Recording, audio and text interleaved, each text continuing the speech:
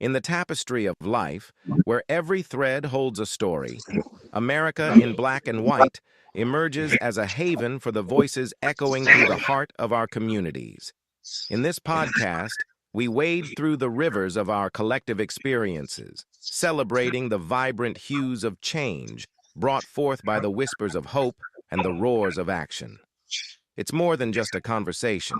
It's a journey into the heart of our society, illuminated by the light of those daring to dream and do. Join us, and let your voice be the melody that guides us toward a dawn where every color finds its place in the masterpiece of our shared destiny. Together, let's paint a future brimming with the positives that dwell in our minds and the actions that shape our world. Good evening, family, and welcome to another powerful episode of America in Black and White, where we honor our stories, elevate our voices, and celebrate the brilliance shaping our culture today. Tonight, we shine a spotlight on a young visionary who represents the next wave of Black creativity, a filmmaker, a writer, and a cultural creator who is already building legacy before he even walks across the graduation stage.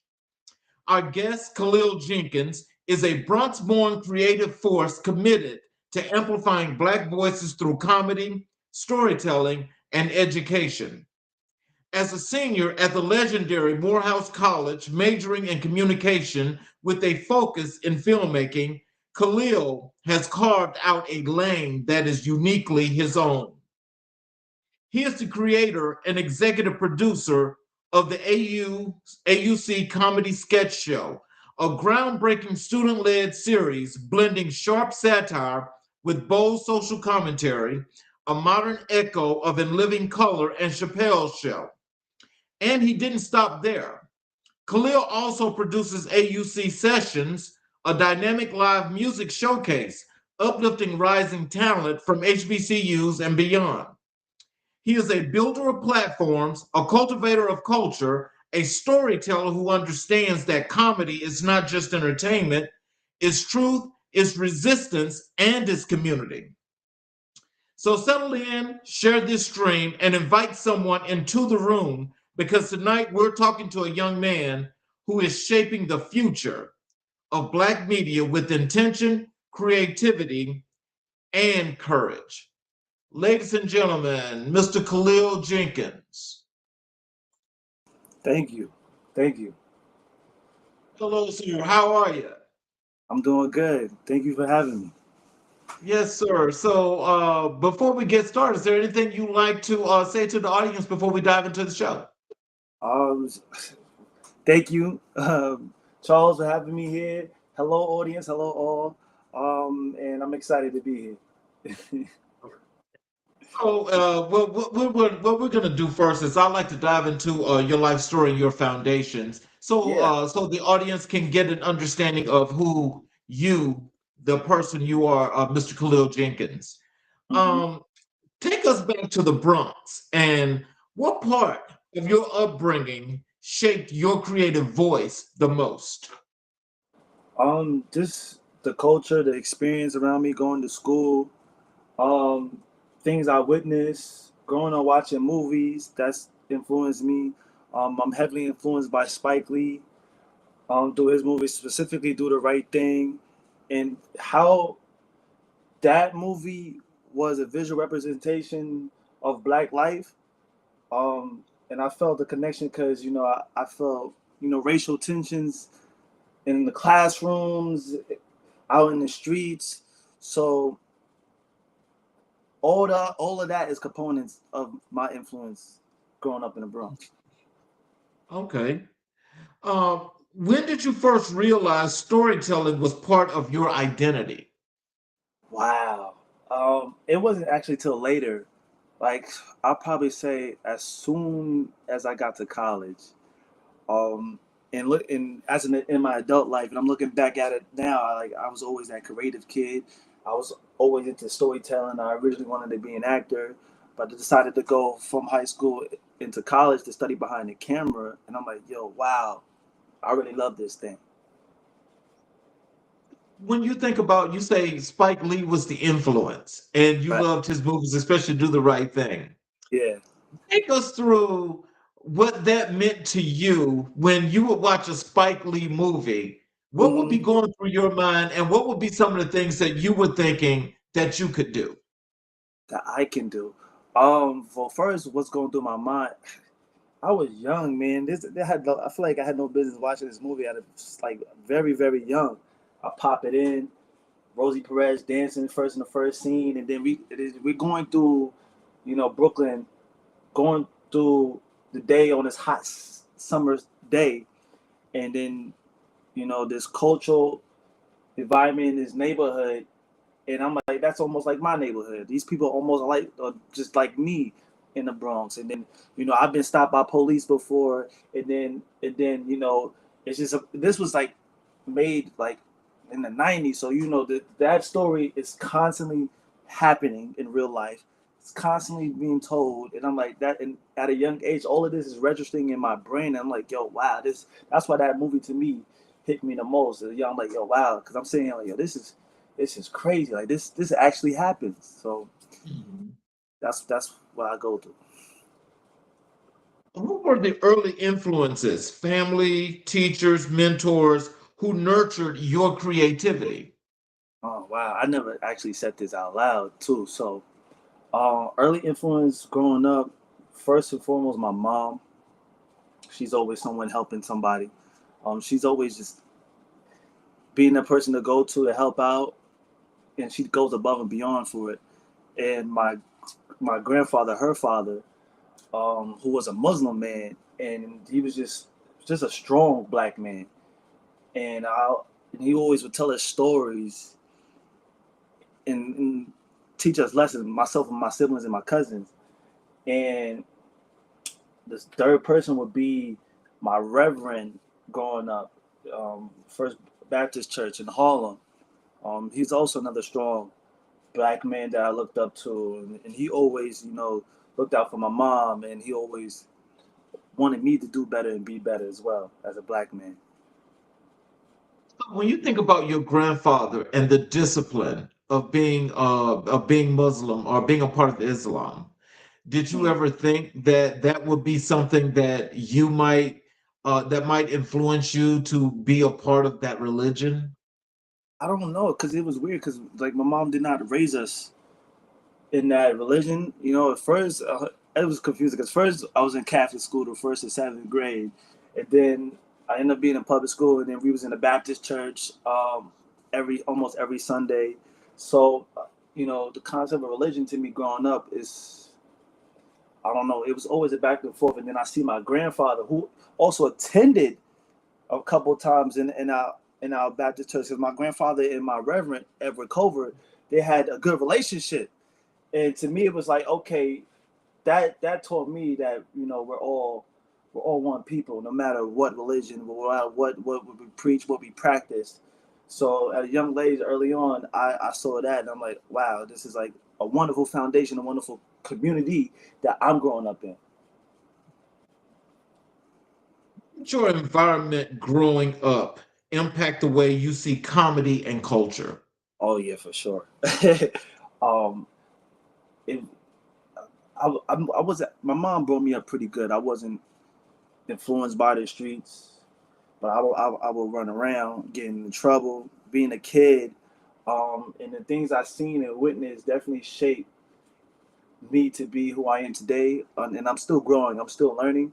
Um, after I turned 25, I felt like that frontal lobe developed it, and I'm becoming self-aware of my actions, and the guy I was yesterday is not the guy I am today. And my goal is to always better myself each and every day. So growing up in the Bronx, spend most of the times in Harlem, um, running around in the streets, things I I was a part of and was not a part of, definitely again shaped me who I am right now. Did Black media play in your childhood and early imagination? Black media. So That's a good one because I'm born in '96, so I grew up with the internet. Like the internet was coming out, so I think we're the last of the millennials, literally the '96 babies. We were still outside. I was playing manhunt, tag, riding our bikes to the neighborhood, and at the same time, we had internet growing up. The phones were turning into computers. So black media was growing, and then the black Twitter became a thing. So as far as black media, to me, that the medium was black movies. So I'm because movie is my passion, is my thing. So specifically black media, that medium was black movies, '90s. Spike Lee, Do the Right Thing, More Better Blues, Malcolm X, even the damn, it's escaping my mind. All the '90s, Love and Basketball, um, everything '90s. I'm trying to get the rom coms, the '90s romance. It's escaping me right now. But all of Love those, Jones. that's the one that was on the tip of my tongue. Love Jones, The Wood, The Best Man. All of those movies was black identity, and I feel like everybody in the black culture who grew up on these movies, even on TV, on Soul Food, all of that, like this, like again, same thing with Do the Right Thing was a reflection. I felt like growing up of my life, so that played into my I guess storytelling, my identity.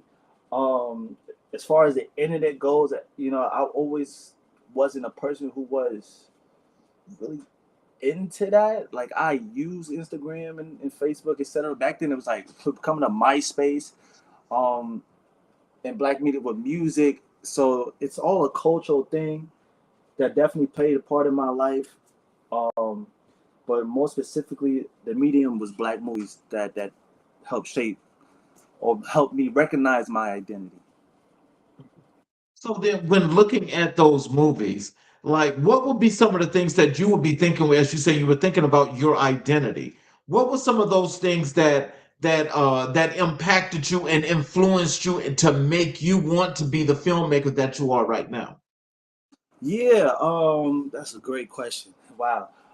I think it wasn't anything about this until recently. Actually, until I recently got into Morehouse College, and there was a class I specifically took was the African American diaspora, and it's like once I took that class, it's like whoa, like my brain exploded. I feel like everything started making sense to me as a whole for Black culture, Black identity, Black history, and then related to my life, I'm a reference Do the Right Thing all the time because like I said, I've been stopped by police multiple times. I've been hurt.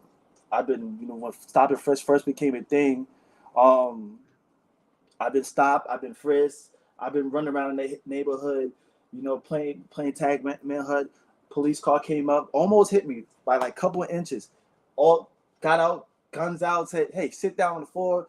We sitting down, hands above our heads, talking about we heard shots. People in the neighborhood coming out. We ain't hear no shots. These kids are just playing around, and then eventually let us go. And then back to doing the right thing. And I'm talking about when Radio Raheem and that climax at the end. And like I'm like Oh God, it's like yeah. it's a reflection. And I go back and watch Soul Food. My family we bond over dinner like that. We don't growing up it was like holidays.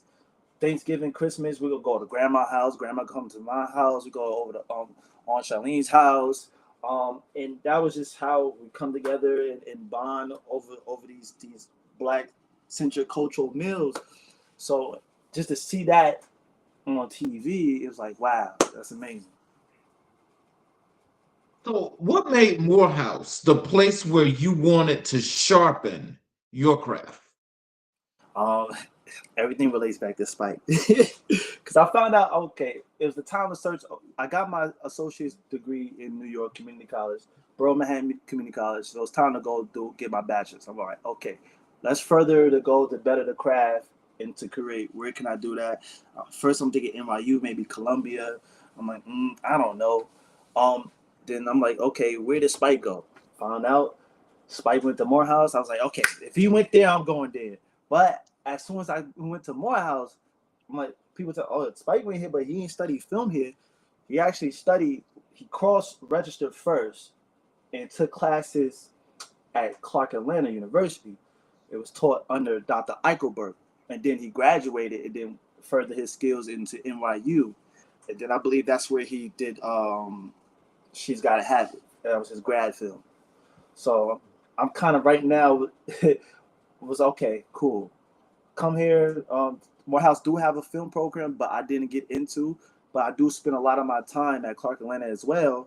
That's where AUC Comedy Sketch Show is built, and all the other student programs, because there's a TV training facility at Clark called CAU TV. So that's where I get all my creating and producing going on. So, how has the AUC community shaped your personal and art? How has it shaped you personally and artistically? Great one. It's just wonderful Black mentors here that I could just sit up in the office and talk to, that I feel like I can't get at no other. It's a HBCU. It's the black mentors that's here.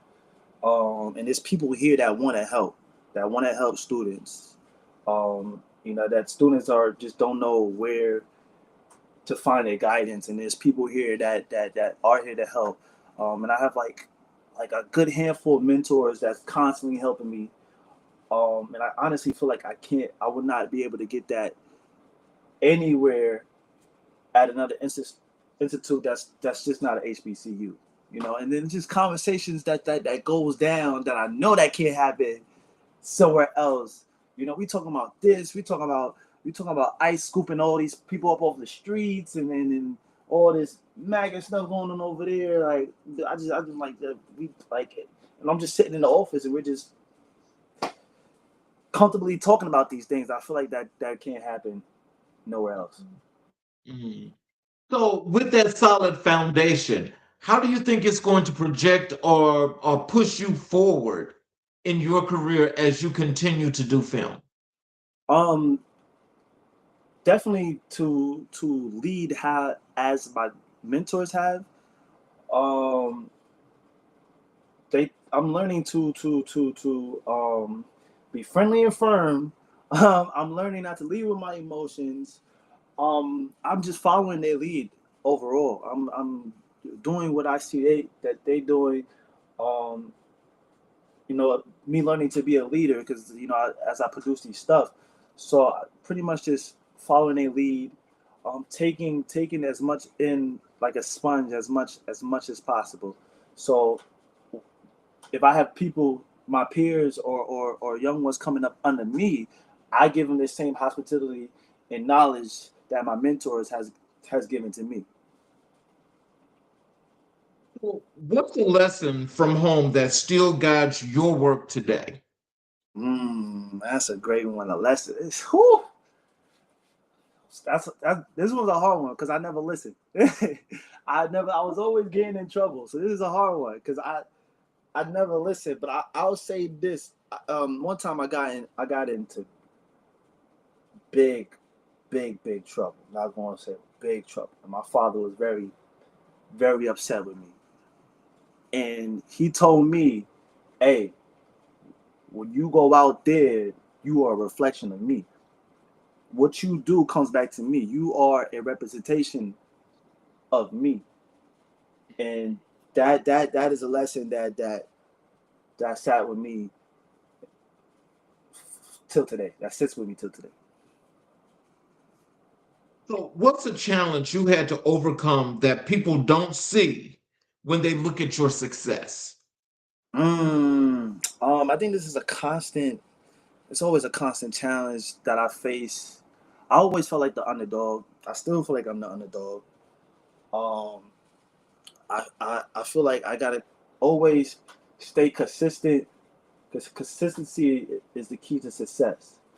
So I feel like creatively, and I feel like every independent creative will feel like this. I'm underrated, overlooked. And the way to work through that is to stay consistent in the work. So that is my number one biggest challenge. Not staying consistent, but not to feel overwhelmed. Not to fall back when an obstacle comes across you. It's to work through those problems, to work through the hardships. Because I faced many hardships since coming to Atlanta, since coming to Morehouse, and one of my mentors always tell me to keep pushing. So I'm just trucking through. Well, I'm going to tell you the same thing because I will tell you, to be a creative such as yourself, I don't think you should ever feel, and I'm not telling you how to feel, but I just Mhm. think that as long as you got that confidence and you're Right. continually to put on the great product that you're putting on that actually draws people in, that only means that the success is there. Hmm. So just as you continue, it's only going to get bigger, it's only going to get broader, and it's only going to get better. Right. Right. You I just agree. got to stay confident and just feel secure in you. That's all. Don't worry about what other folk feel. Absolutely. I apply that to myself all the time. So, how do you stay grounded while building so much at a young age? Wow. Um, I remind myself to stay humble. It's even when you get a little taste of I don't know what it is, but like you feel like you're doing good and people pat you on the back. Sometimes the ego can get to my head. So stay it's the environment, the people around me, my mentors. I had one mentor tell me, "Hey man, you kind of walk around here a little arrogant." And I'm like, what I do. So I'm grateful for the people around me that keep me in check, because I will start. Hey, I'm him for real. Y'all better watch out. So it's to stay grounded. It's the people that remind me, hey man, you gotta focus up. So I get that a lot to all my mentors that's here, specifically in the AUC. Transition over to your filmmaking. Hmm. What drew you specifically to filmmaking as your primary medium? Oh wow! So I originally wanted to be an actor. Um, what made me do filmmaking, start directing, and wanted to learn how to go behind the camera was really this decision on, okay, what am I really about to go to school for? Am I about to go to school for acting, or do I want to learn about behind the camera? So I kind of came up with a game plan in my head, and then my overall influence was Spike at the time. So I'm like, okay, we're gonna go to school, learn behind the camera, maybe at some point transition down in front of the camera. At some point when I was here, I did one play for Clark Atlanta called Sunset Baby, which was a great experience because I haven't been able to really perform acting wise on the stage, and I just hope to do more.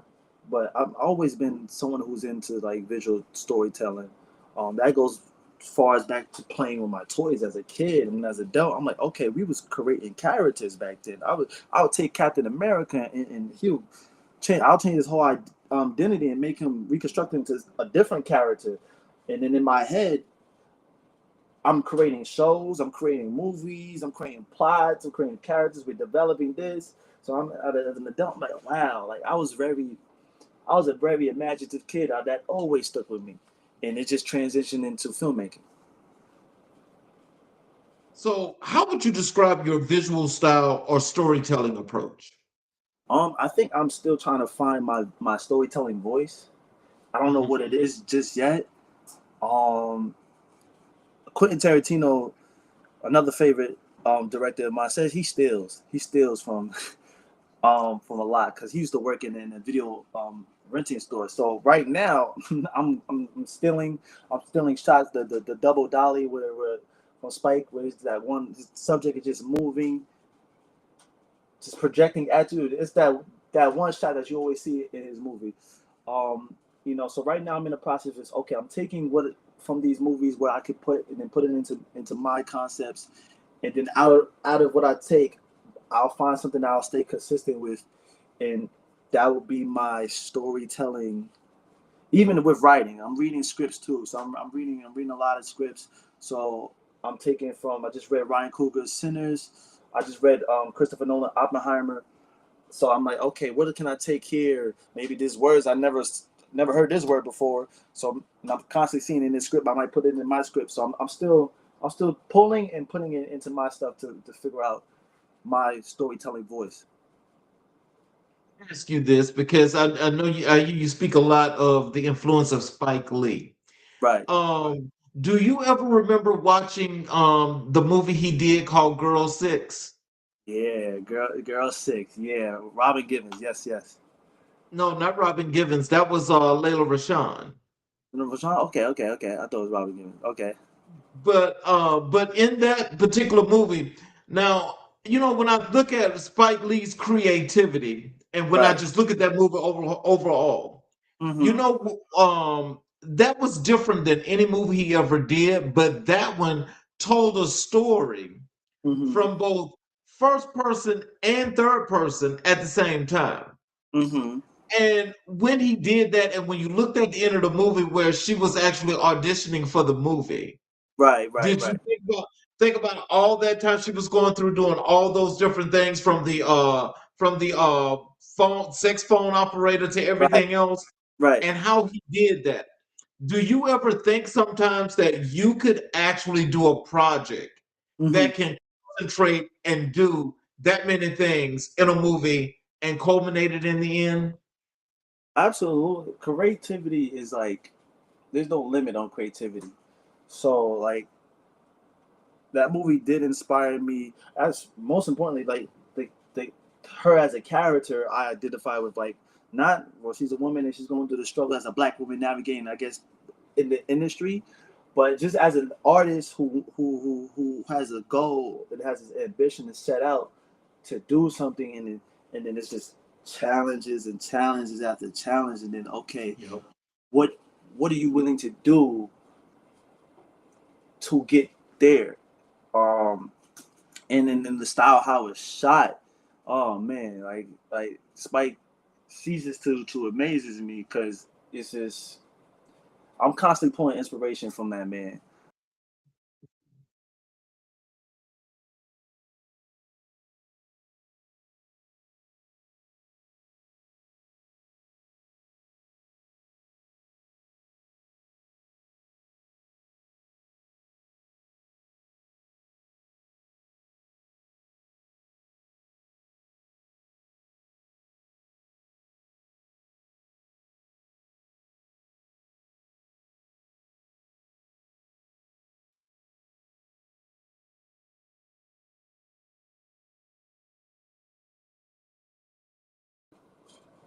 We're back. Yes, sir. What happened? We lost connection. I think it was on my part. Okay. So, as you were explaining, that were you finished explaining that point? Yeah, overall, I just learned that creativity is there's no limit on creativity, and that's just another thing that I pulled from Spike as well. So, other than Spike Lee, what filmmakers inspire you, past or present, and why?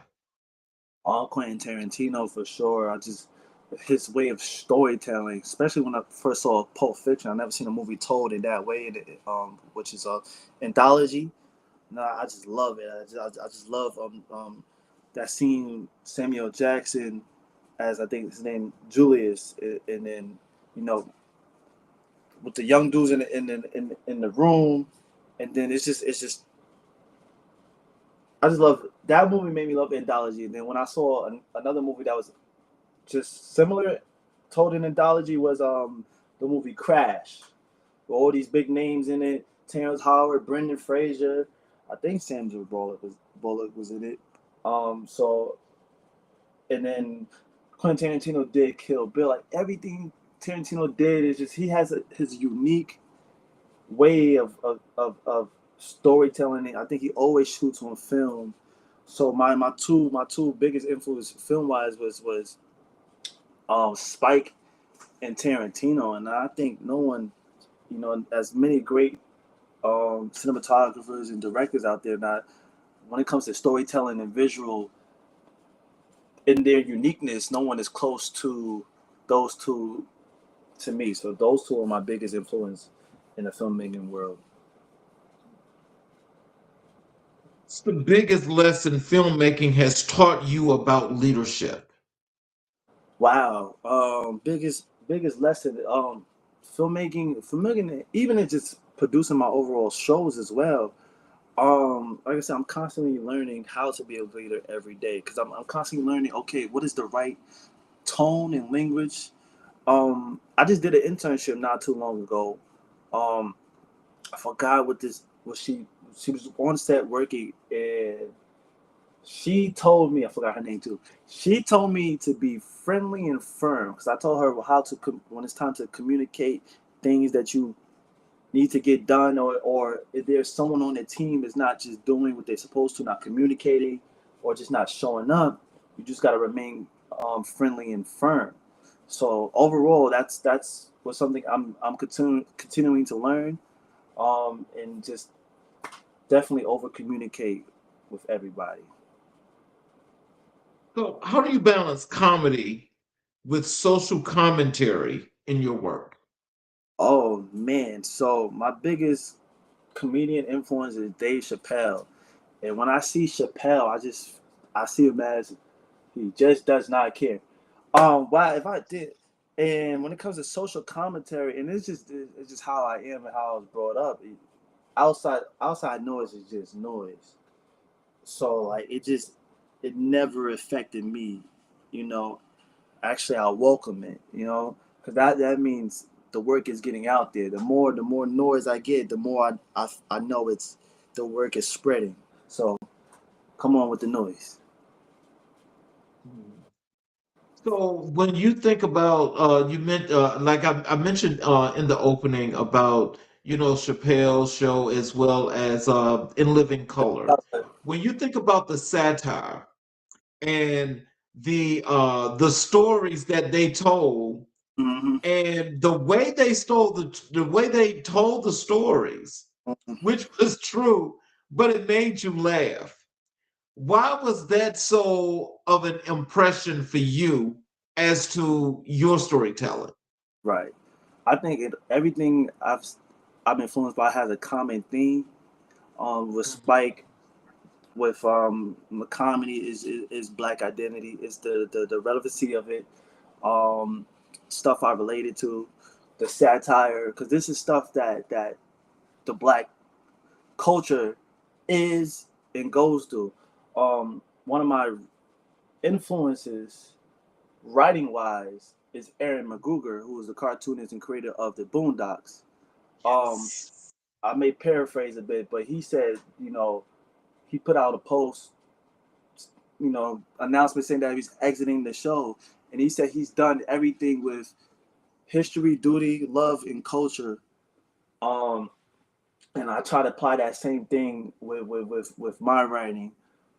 And that right, those words are the foundation of my content, which I think it's relates to the same as Chappelle's comedy and living color comedy as well. And I just love stuff that's funny, man. Tell us, what is it that you want the audience or you want your audiences when you're doing your shows? What do you want them to get from your work? Um, I want them. That's a good question. I want them to understand that this is black stories. I want you to understand that we're going to tell black history, past, present, and future. And I want you ultimately to laugh and be entertained. What's the most rewarding part of directing young black talent? Just to see others create, um, be in that space to create. Whether I'm producing a project for somebody, or I'm on set directing somebody, um, I don't know. This is a type of joy that I feel to be part of helping others meet their goals creatively. So, that's one of the main things I like directing, I like producing, because I want to push others. My biggest thing is not only serve myself, but how can I serve others around me? And the best thing I can do is I could direct you, help you, push yourself. I could produce this project, help you get that project out. So definitely just help pushing others creatively. So, what's a moment on set that reminded you you're doing exactly what you're meant to do? A moment. Wow. I feel like I have many of these moments. It's every time I show up and the team is there. And I'm like, okay, this is what because everybody's here, everybody wants to do this. So it's I guess not a moment, but more of a feeling when I see others working together on this project and they want to see it done and finished, like-minded individuals. So that encouraged me even more. So, how do you approach writing and producing sketches that feel both funny and culturally relevant?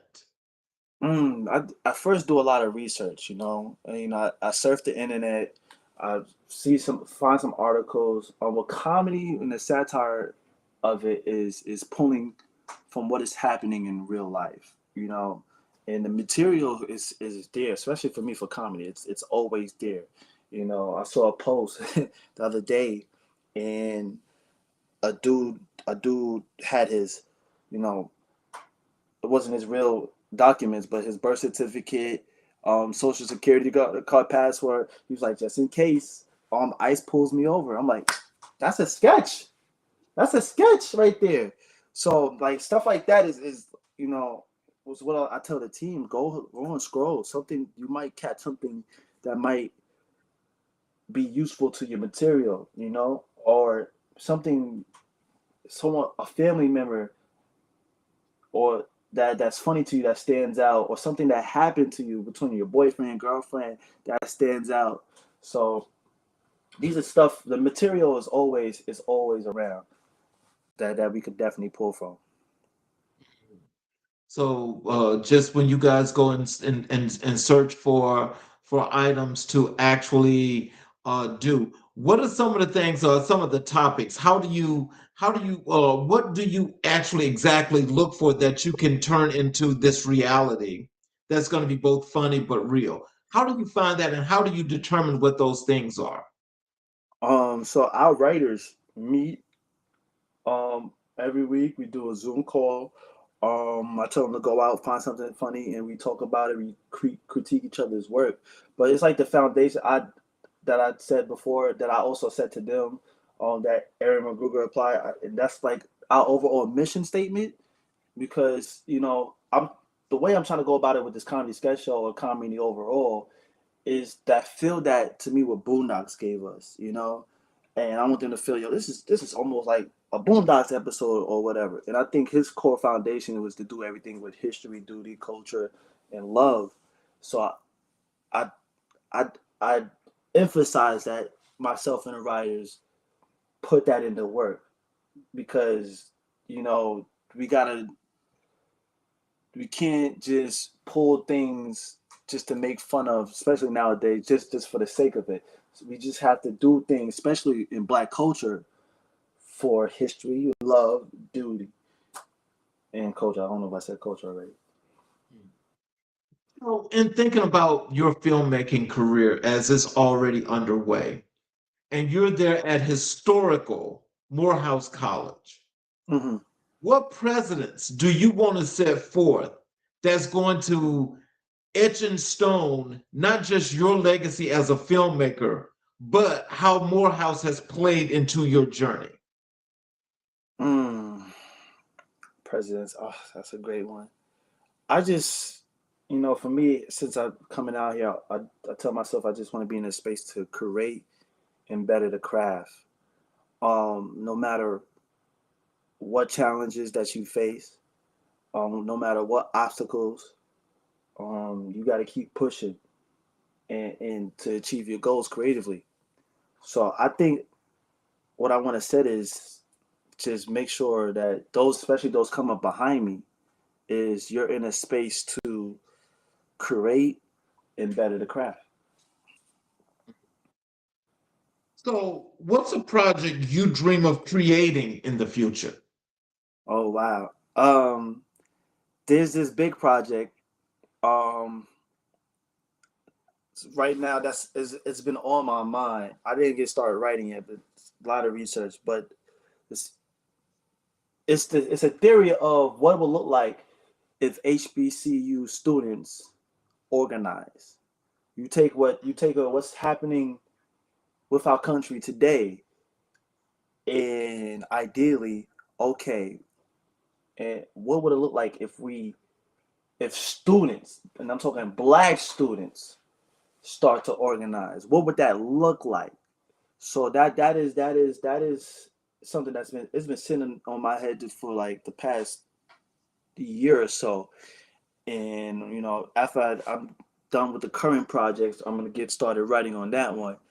Because to me that one is a big story. I think that one to me is a dangerous story, because if we get organized, who knows what can happen. Well, I think that most know what can happen. The Hmm. thing is when it happens.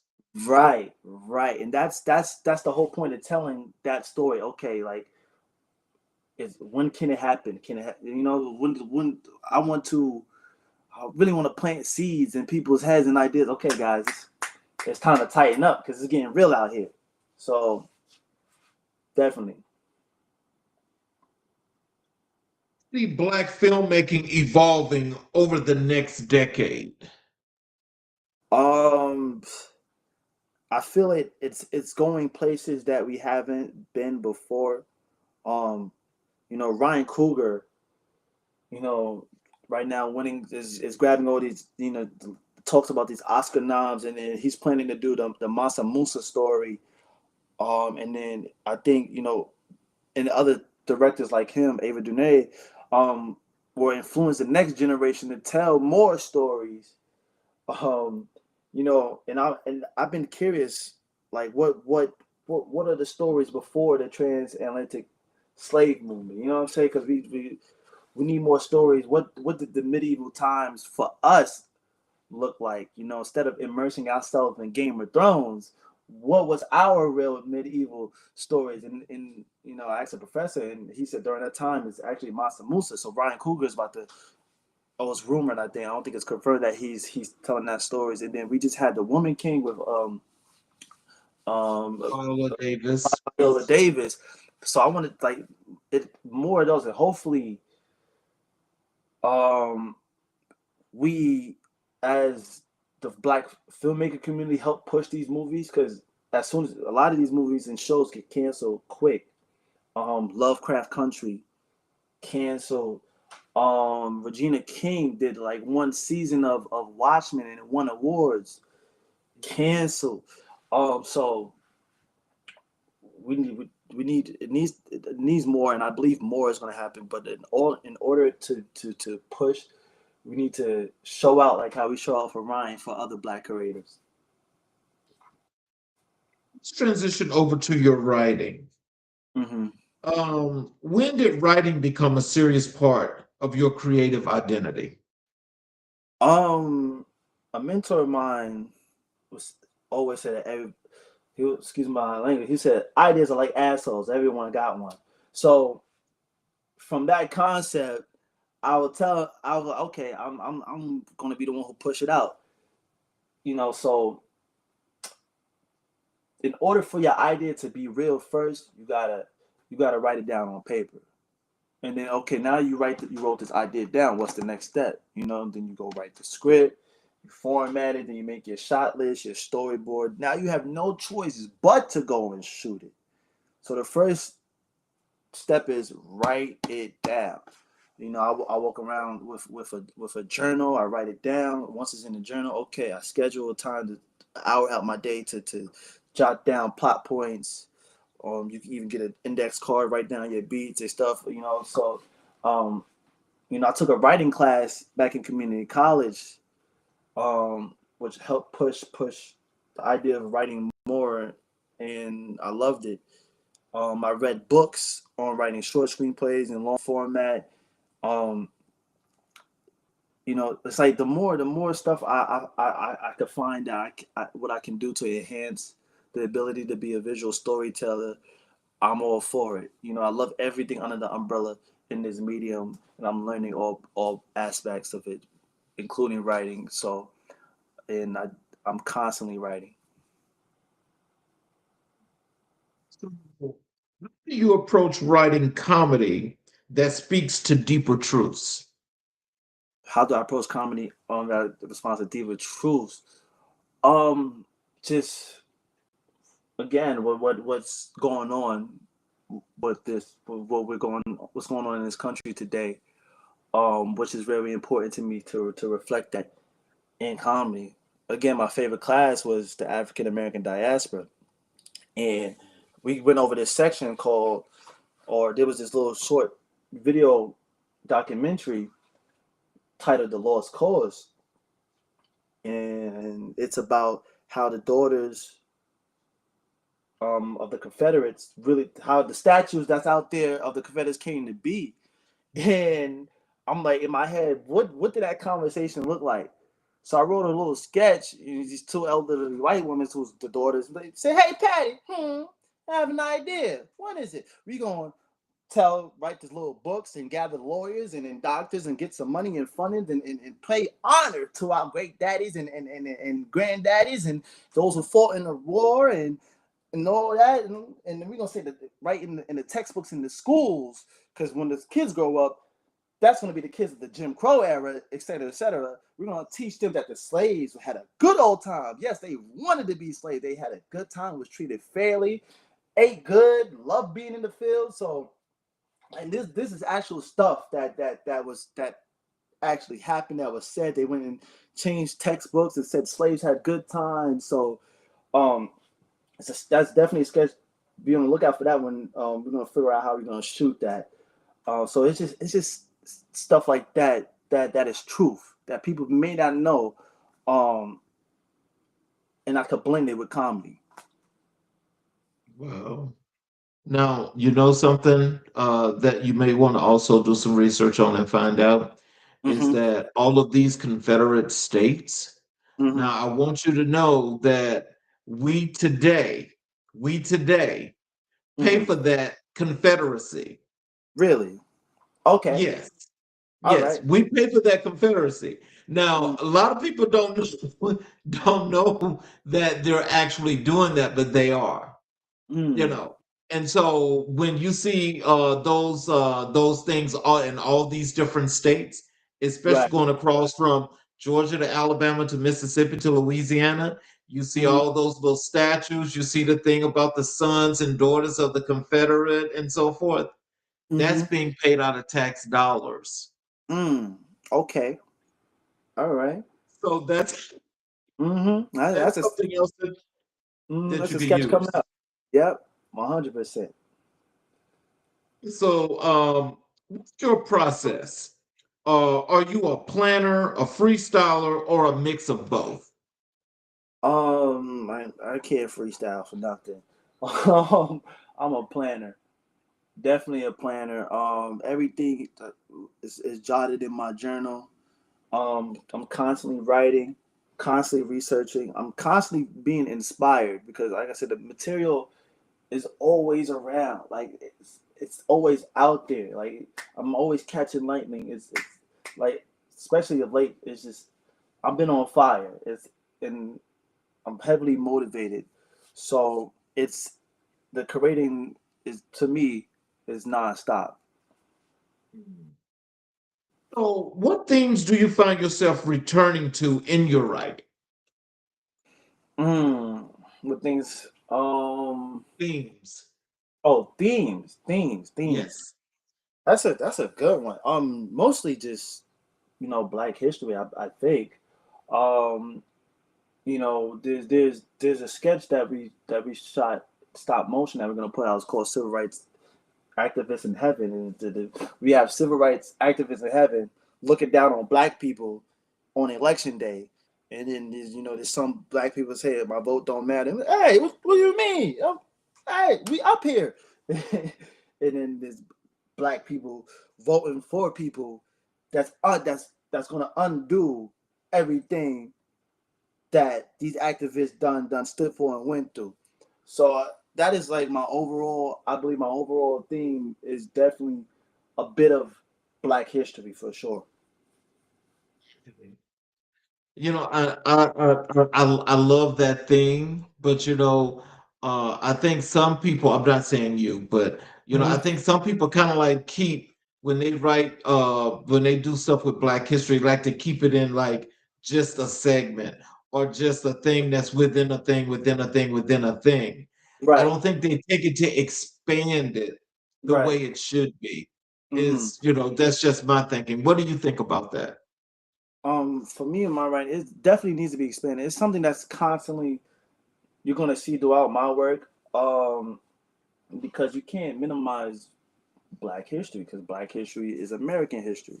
And it's important to tell because we're losing it.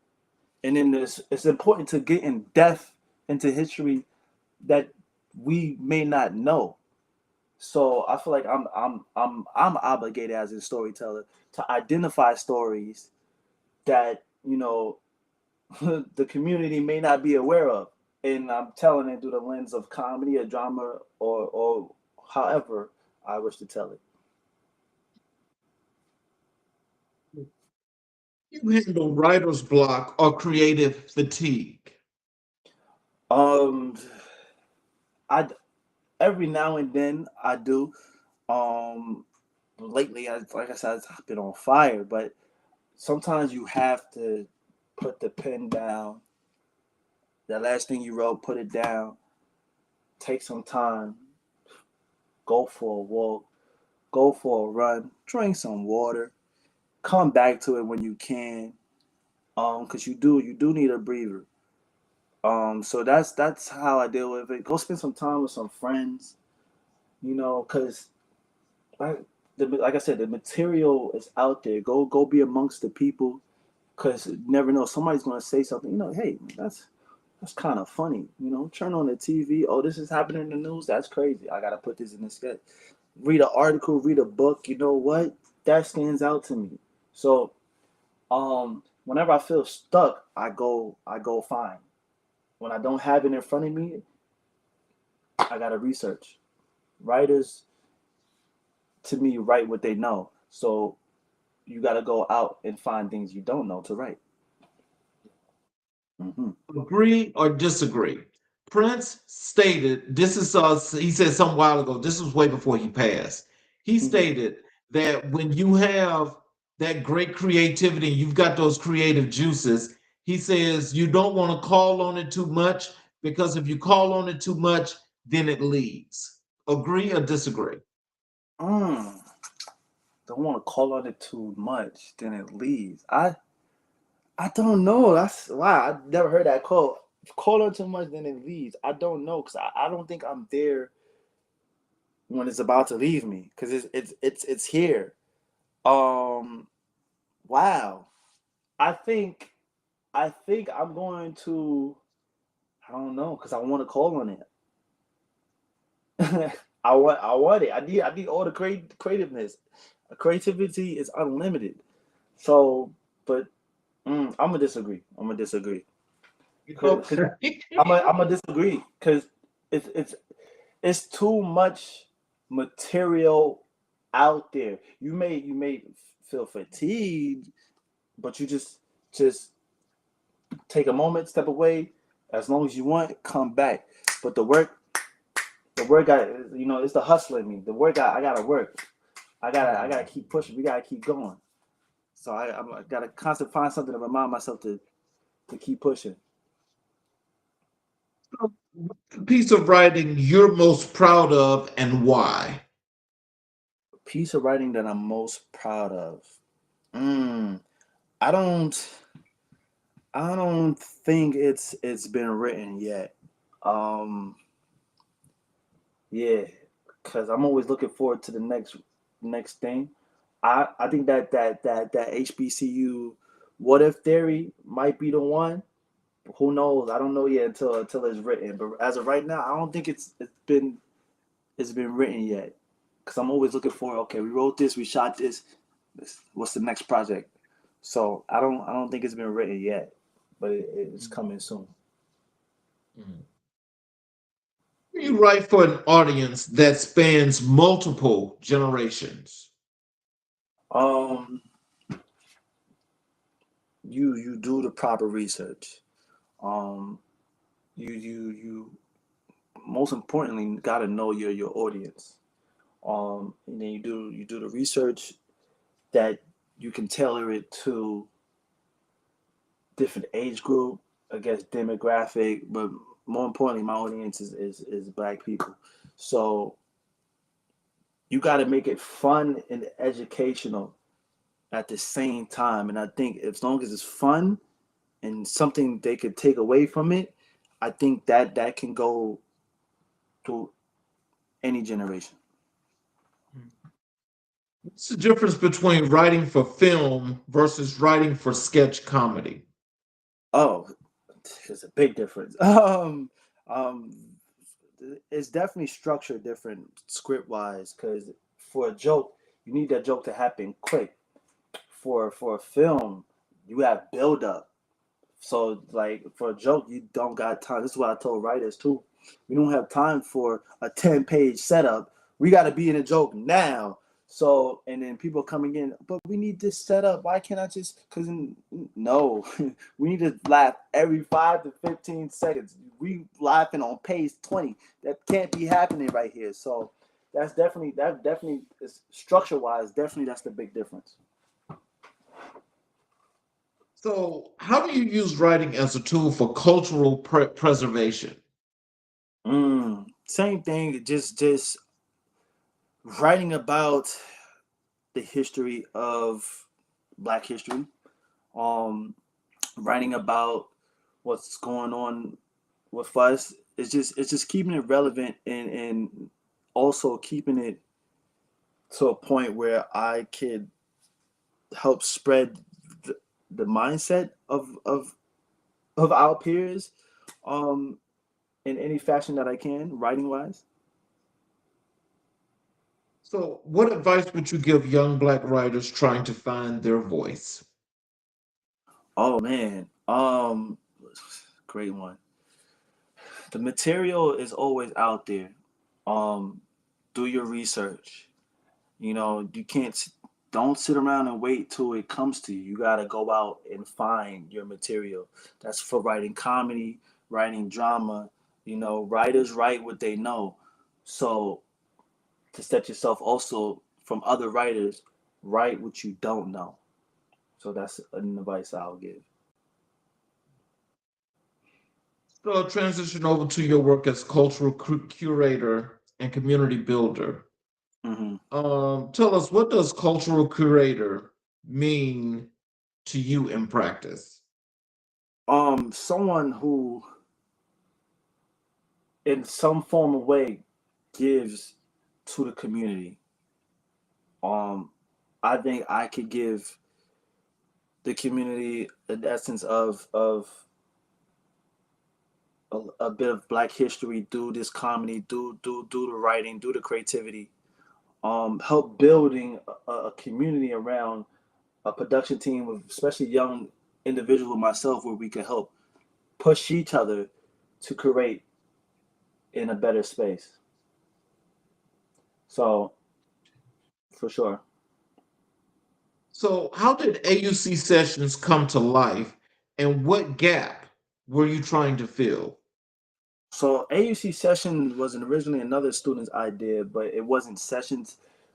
They wanted to shoot their own tiny desk like feel, and they came to myself and other students. We shot it, and I'm like, okay, I don't want this to be a one off. Let's continue this and make a show out of it. Our version of Tiny Desk, um, which we've done. I think we have like 12 episodes out now. We've got one coming up next month, and to fill a gap, we just want to make sure we highlight students that's out there making music, doing covers or originals, and this could be a platform for them to elevate.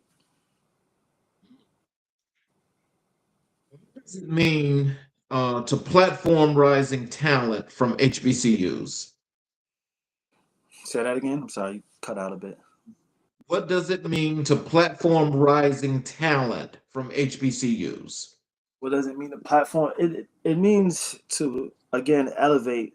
Everybody has a voice, whether it's musically or whether it's through writing a comedy sketch. Being a producer. Like I said, I love helping my peers and producing their stuff and putting it out there.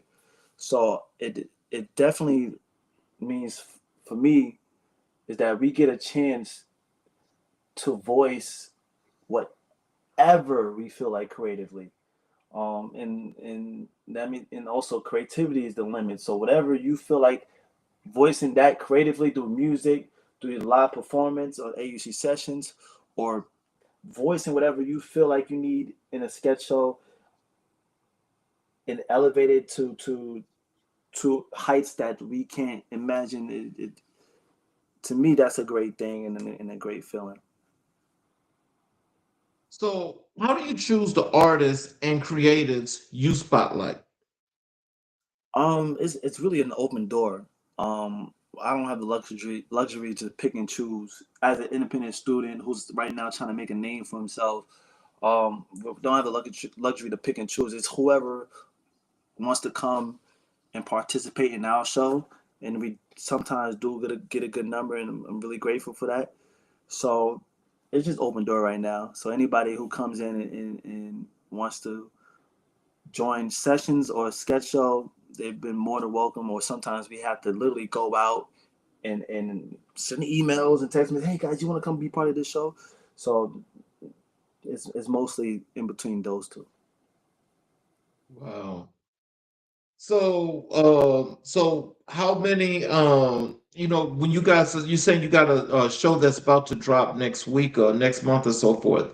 So, can you tell me, you guys like just create, like you've created this title. So, how often are you guys shooting? Are all the episodes like in a monthly fashion, or are they weekly? Tell us how that works. It's monthly fashion for both shows because everybody has so much on their plates. We try to do weekly with sketch show, but it just didn't work out because it's got students that want to join organizations in D9. Some students got jobs, classwork, homework. So it's best that we spread them both out monthly. And we rehearse weekly. We rehearse sketches about 2 weeks. Once we confirm our artists and talent, they rehearse, and then we go out, we shoot sketch, we go out and shoot sessions, and then we release it, and then we repeat the process each month. What's the most powerful moment you've witnessed during an AUC sessions performance? Powerful moment. Because this production takes not one person. It takes, you got to get your camera out, someone to do the lights, someone to build the set. You obviously have your talent. So each and every time I see about a handful of us working together on this project, and it's not just my show, there's other students that do other shows as well. Um, that takes a number of people to help push. Probably if that was one person the idea, and I would go like, wow, like this was an idea, and now we have this much people working on this one person's idea, and we're all helping each other to push and elevate that. So every time I see that, that's a special moment to me. You see comedy, music, and culture intersecting in your work. Um, it's music, comedy. It's something that's been part of my life. So why not create it? I'm not necessarily creating music, but why not put these things on a platform where I can help elevate others? So that's how I intersected in my work.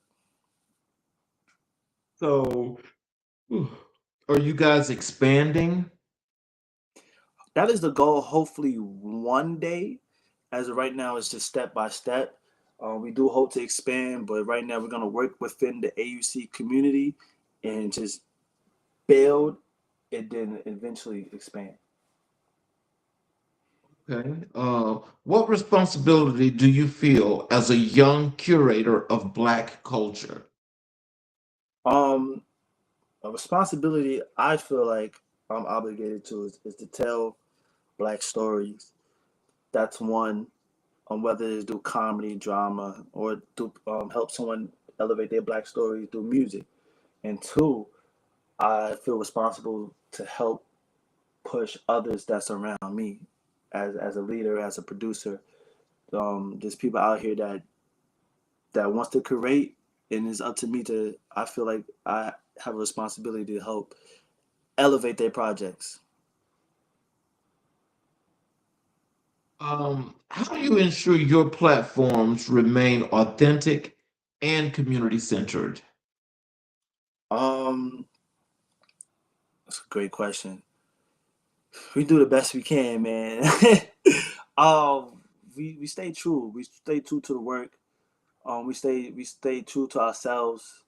Especially when it comes to just writing the caption and posting, um, and just always go with being honest.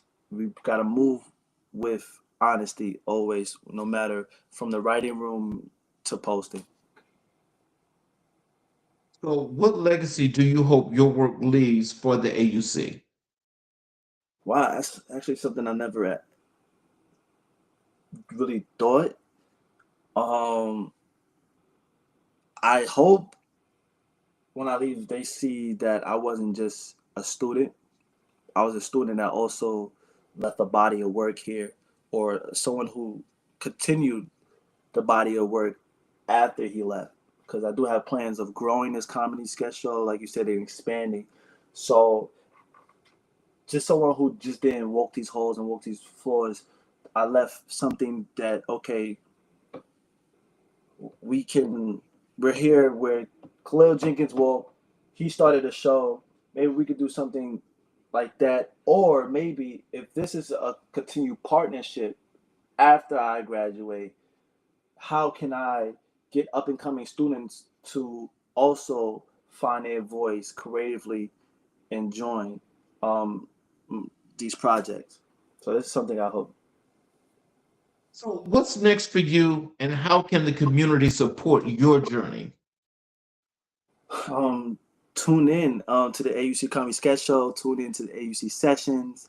Um, what's next is the work is continuing to grow. A short film is I'm planning on shooting next month called "What Is Love." Hopefully, after I shoot it, it's going to be directly released to YouTube, um, and hopefully, people could tune into that. Okay. Now, we also discussed Black history, Hmm. and I asked you who was the most influential person or persons in your life and career. You Hmm. mentioned to me Fred Hampton and Malcolm X. Yes. When you reflect on your journey as a filmmaker and cultural curator, Hmm. what was the earliest moment you realized Fred Hampton and Malcolm X were shaping your worldview? Mm. Um, Definitely when I came to Morehouse, and that's when the writing. I felt like certain ideologies was seeping through the writing. In my overall thinking. Because Malcolm X, you know, what I got from him was just standing on dignity, and from Fred Hampton was to organize, which is that organizing, helping the community, which is that script concept is coming from. So I'm very inspired by the Panther Party, and heavily inspired by um, respecting self, and not just standing on who we are as a people from Malcolm. So those ideologies are shaping me today as a creative, and I'm curious of myself on how I'll do more to shape the community. So both Hampton and Malcolm X spoke unapologetically about self-determination.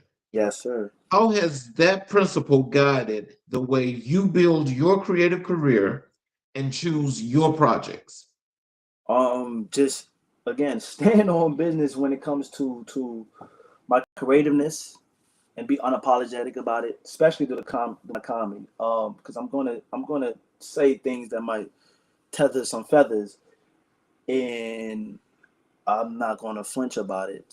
You know, especially you mentioned about commentary. I'm like, hey, so definitely standing on business when it comes to my creativeness.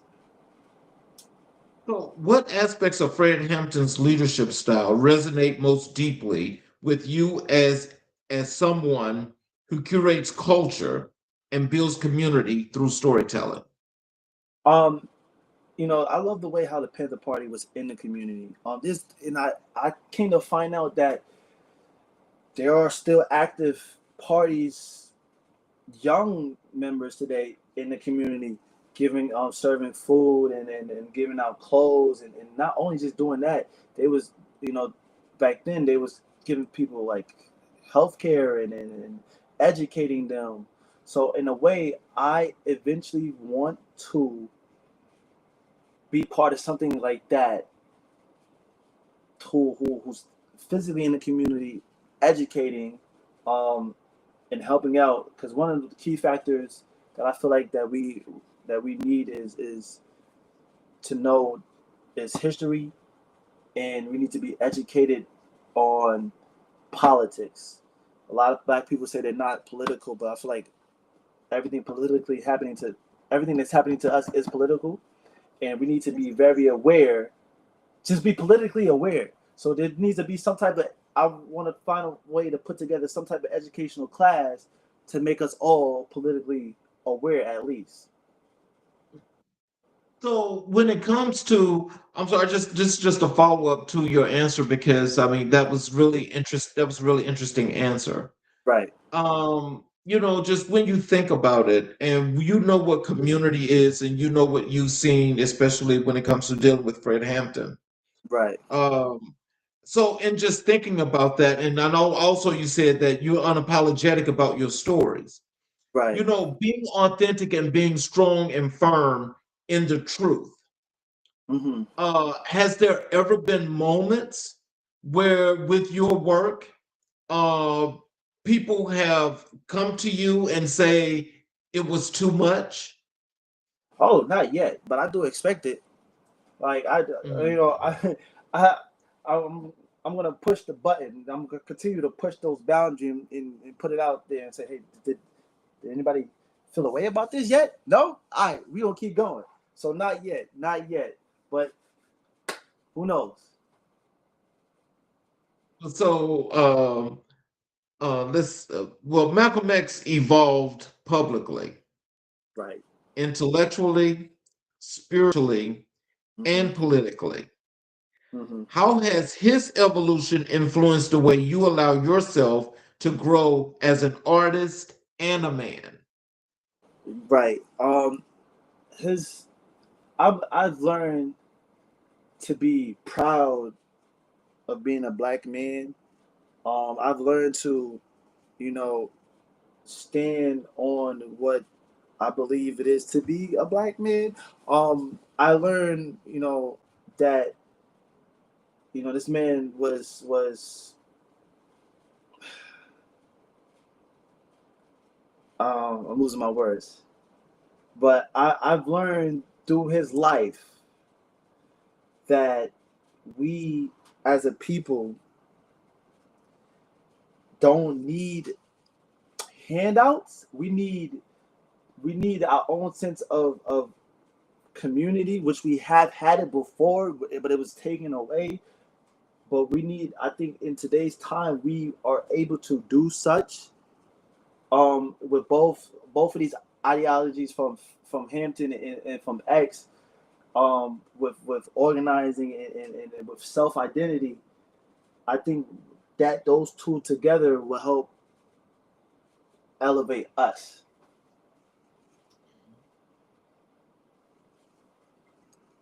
Hampton believed in political education Hmm. as a tool for liberation.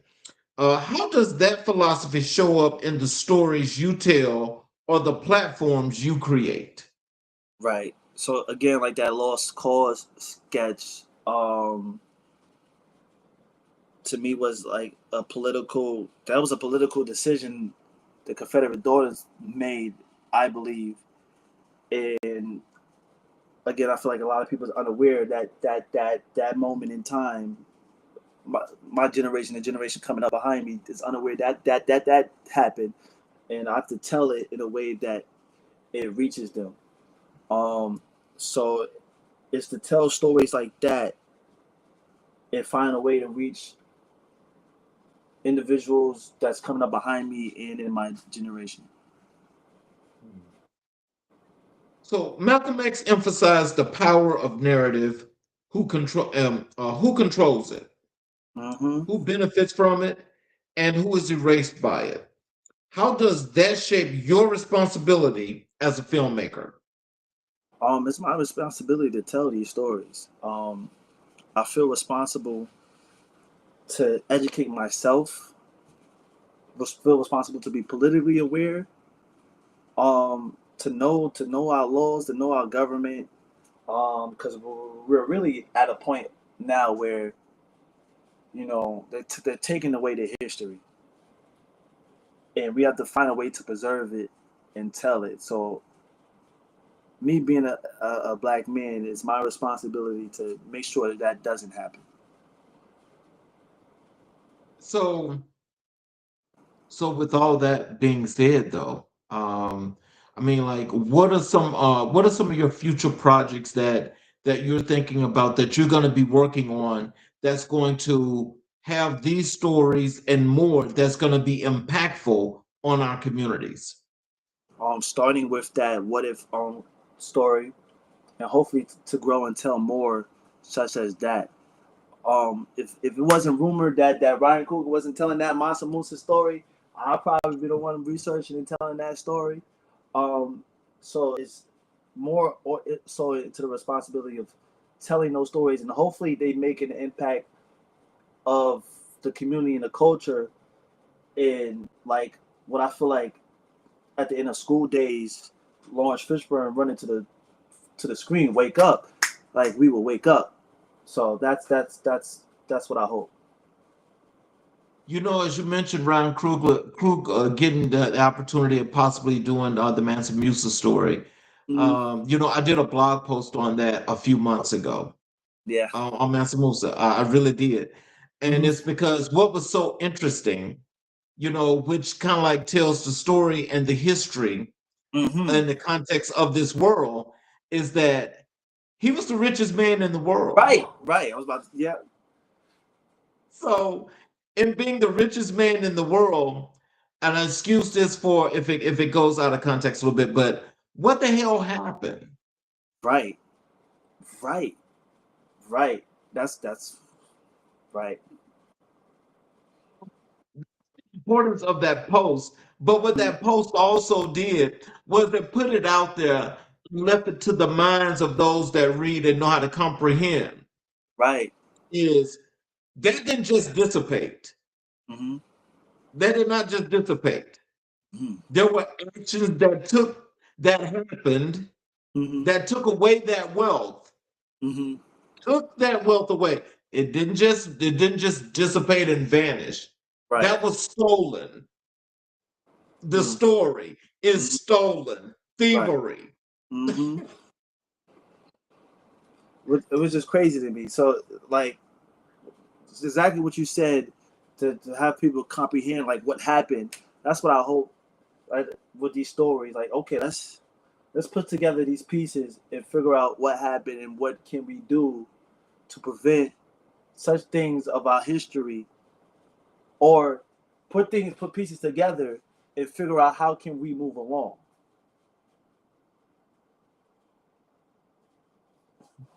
We're deeply rooted in community. Hmm. In what ways do their teachings influence how you show up for the communities you represent in your work? I missed that first part. Say that first part again. Both men were deeply rooted in community. Right. In what ways do their teachings influence how you show Hmm. up for the communities you represent in your work? Right. More so showing up for my peers, help them showing up creatively to help them pursue what they need to, helping them stand on their business, helping them be unapologetic to their stories. Also, right now I'm currently looking into how can I be more active outside of the creativeness, um, and joining a organization where I can participate in and be more involved. And hopefully, if I could get like minded within the creative team to branch off and do the same, and help spread those ideologies that both men had. Because I like again, Fred Hinton within organized, not believe it was a recent black senator. I think he passed away recently. I forgot which state. He said black people need to do what we need is to be organized.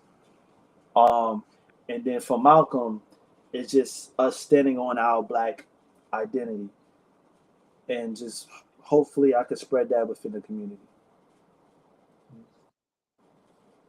If you had to identify one value from Fred Hampton and one from Malcolm X that you consciously Hmm. carry into every creative decision, what would they be? Um, I, Fred was served the people, and I think from Malcolm he gave people a mindset shift. So Fred, I'll go with serve the people, and with Malcolm, a mindset shift. So your work often blends humor, truth telling, and cultural critique. Hmm. How do Hampton and Malcolm X inspire the tone, courage, or honesty in your storytelling? Um, they both were leaders that the system could not ignore. Um, and I believe through both of them, I hope to build something that the system definitely cannot ignore. You can't ignore these stories, can't ignore our voices, and hopefully the goal is to further grow the community that eventually those who are not or those who are opposed to the community cannot ignore. Final question. Yes, sir. As you think about your legacy, how do you hope your work continues the unfinished work of Fred Hampton and Mm, Malcolm X for future generations? yeah, it's crazy because Fred Hampton was just 21, man. Um, I hope I could be able to help the community understand how important it is. Again, I'm emphasizing to be politically aware and for us to know our history. And I think with that, those two main foundations, we can't lose. So, in closing, what are some words of wisdom and encouragement you'd like to leave with our audience? How they could connect with you via your social media, go to your websites, learn some things about your writings, the work that you have out now. What would you like for them to know? Creatively, find a way of being a space to always create and better the craft. You can find Sketch Show at AUC Comedy Sketch Show across all platforms. AUC Sessions is AUC Sessions across all platforms. And thank you for having me here today, and just to talk. Well, I'll tell you, I really do appreciate the work that you're doing and the path that you're on because it's the positive energy and the Black legacies that we like to display here on this platform. Yes, sir. Because it's the positive light that's always been burning bright, but most people never have the opportunity to, one, see them, Mm-hmm. believe them, and to know them. So this platform is here to connect that and to continue that growth.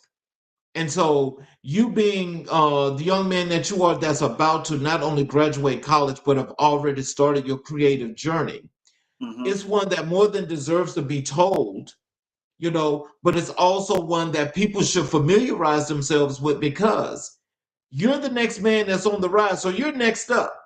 Yes, sir. So if you're next up, then, they need to see the face and know the man that's behind, the work that you're putting out there. And Mm-hmm. so I'm happy to have you here.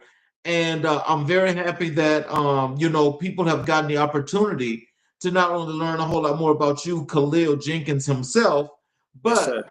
to be ready to look at the work and familiarize themselves with the work that's actually coming out. Yes, sir. Thank So, in closing, I want to say this for to our audience as well as to yourself, you. Mm-hmm. is that Khalil, tonight you reminded us that the future of Black storytelling is not only bright, it's intentional, it's courageous, and it's rooted in community. Your work proves that comedy can be a mirror, a megaphone, and a movement all at once. You've shown us what it looks like when young creative refuses to wait for permission, when he builds his own platforms, uplifts his peers, and uses his gifts to amplify the voices of his people. To our viewers, let tonight be a reminder that brilliance doesn't have to be seasoned to be significant. Support young creators, share their work, invest in their vision, because they are shaping the culture we will only one day call history. I'm your host, Charles King. This is America in Black and White. And as always, we honor our past, uplift our present, and build our future together. I want to say you guys have oh, Connection. I see you went out again. Yeah. All right, so in just closing, for those of you that are watching on our YouTube channels, I would hope that you will please support us by going to the channels and subscribing and enabling all notifications where you're able to catch all the shows live.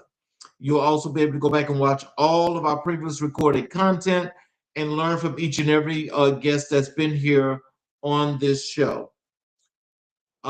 This is Thursday night, so you guys are already probably prepared and ready for the weekend, which means I hope to see you guys tomorrow night on Final Word Friday as we close out the week with all the hot topics of what is happening here in America and what's affecting our communities. We have three great guests tomorrow, and that show, once again, will be totally a great learning experience for each and every individual. Thank you all again. I'm your host, Charles King. This is America in Black and White, where we will continue to color conversations on the canvas of America. You all have a good night, and we will see you tomorrow evening.